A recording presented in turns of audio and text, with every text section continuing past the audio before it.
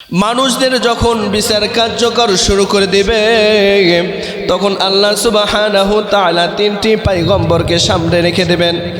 হযরতে আইয়ুব আলাইহিস সালাতু ওয়াস সালাম, হযরতে ইউসুফ আলাইহিস সালাতু ওয়াস সালাম এবং হযরতে সুলাইমান পয়গম্বরকে আল্লাহ সুবহানাহু তাআলা বিচারের কার্য করার আগে সামনে হাজির করবেন।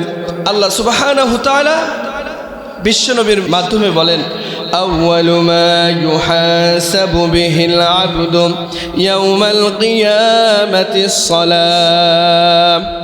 কিয়ামতের দিন সর্বপ্রথম মানুষদের হিসাব হবে নামাজের। আল্লাহ সুবহানাহু তাআলা মানুষদেরকে সৃষ্টি করেছেন তার ইবাদত, তার বন্দেগী করার জন্য। আমরা দুনিয়াতে আসলাম, আল্লাহকে ভুলে গেলাম। আমরা কেউ ব্যবসা করতেছি, কেউ চাকরি করতেছি, কেউ রাজনীতি করতেছি। এইরকমভাবে আমরা বিভিন্ন পেশার মধ্যে কি আছি, আবদ্ধ আছি। কিন্তু আল্লাহ সুবহানাহু তাআলা যখন ওই হাসরের ময়দানে বিচারের কার্যকর শুরু করে দেবে, আমরা কি প্রশ্ন করব? আমরা যে আল্লাহ সুবহানাহু তাআলার কাছে যে বলবো, আল্লাহ আমরা মানুষদের বাড়িতে কাজ করতাম, আমি রাজনীতি করতাম, আমি ব্যবসা করতাম, আমি অসুস্থর মধ্যে ছিলাম, আমি বিভিন্ন বালা মুসিবতের মধ্যে আবদ্ধ ছিলাম, এই জন্য আপনার ইবাদত করতে পারি নাই। এরকম কি আমরা অজুহাত দেখাবো? কিন্তু আল্লাহ সুবহানাহু তাআলা মানুষদের যখন বিচার কার্যকর শুরু করে দিবে তখন আল্লাহ সুবহানাহু তাআলা তিনটি পয়গম্বরকে সামনে রেখে দেবেন। হযরতে আইয়ুব আলাইহিস সালাতু ওয়াস সালাম, হযরতে ইউসুফ আলাইহিস সালাতু ওয়াস সালাম এবং হযরতে সুলাইমান পয়গম্বরকে আল্লাহ সুবহানাহু তাআলা বিচারের কার্য করার আগে সামনে হাজির করবেন। যখন কোনো বান্দা অজুহাত দেখাবে, আল্লাহ আমি অসুস্থ ছিলাম, আমি সমস্ত অনেক বালা মুসিবতের মধ্যে আবদ্ধ ছিলাম, এই জন্য আপনার ইবাদত করতে পারি নাই। আল্লাহ সুবহানাহু তাআলা হযরতে আইয়ুব আলাইহিস সালাতু ওয়াস সালামকে দেখিয়া বলবেন, ও আমার বান্দারে, ওই দেখো আমার পয়গম্বর আইয়ুব, সে কত বালা মুসিবতের মধ্যে আবদ্ধ ছিল, তার পুরো শরীর ঘাতে ভরে গেছিল, তার শরীরে পোকা ধরেছিল, কিন্তু আইয়ুব নবীকে আমার ইবাদত থেকে ওই পোকাগুলো মাহরুম করতে পারে নাই। তুমি কিভাবে বলতেছো আমি বালা মুসিবতের মধ্যে ছিলাম? তোমার চাইতে অধিক লক্ষ গুণ বেশি আমি আইয়ুবকে বালা মুসিবতের মধ্যে দিয়েছিলাম, কিন্তু আইয়ুব তো আমার ইবাদত ঠিকই করতে পেরেছে।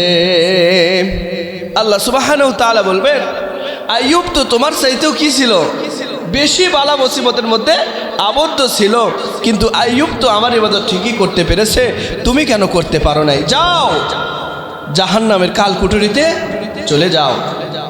অনেক বান্দাকে প্রশ্ন করা হবে, তুমি কেন নামাজ পড়ো নাই, তুমি কেন আমার ইবাদত বন্দেগী করতে পারো নাই?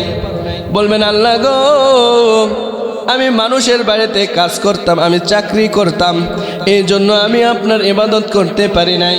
হযরতে ইউসুফ আলাইহিস সালাতু ওয়াস সালামকে দেখিয়ে বলবেন, ও আমার বান্দারে, দেখো দেখো দেখো, আমার ইউসুফ তো ছোট্টবেলায় থেকে মানুষের বাড়িতে কর্মজীবী ছিল, মানুষের বাড়িতে কাজ করতেছিল, মানুষের বাড়িতে বিভিন্ন কাজের মধ্যে ছিল, কিন্তু আমি তো দেখতে পাইতেছি ইউসুফের তো আমাকে খুব ভালোবাসতো, আমাকে মহব্বত করতো, ওইগুলো কাজ তো ইউসুফকে আমার থেকে দূরে করে নাই।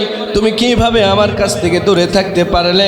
এই মুহূর্তে তোমার কোনো অজুহাত আমার কাছে আসবে না, আমি তোমার কোনো অজুহাত শুনবো না। যাও যাও যাও, তুমিও জাহান্নামে চলে যাও। এরপরে আরেক বান্দাকে প্রশ্ন করা হবে, বান্দা তুমি কেন আমার ইবাদত করতে পারো নাই?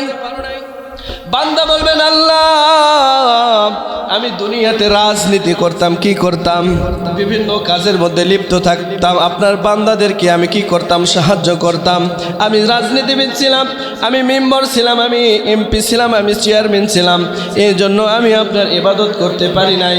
আল্লাহ সুবহানাহু তাআলা সুলাইমান পয়গম্বরকে দেখিয়ে বলবেন, ও পয়গম্বর, ও আমার বান্দা, তুমি সুলাইমানের চাইতেও কি বড় রাজনীতিবিদ ছিলে।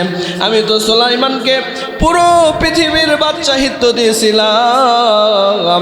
একটি মানুষ, একটি পয়গম্বর পুরো বিশ্বটাকে শাসন করেছে, আবার আল্লাহ তাআলার প্রিয় পয়গম্বর হিসেবেও যিনি নাম পেয়েছেন।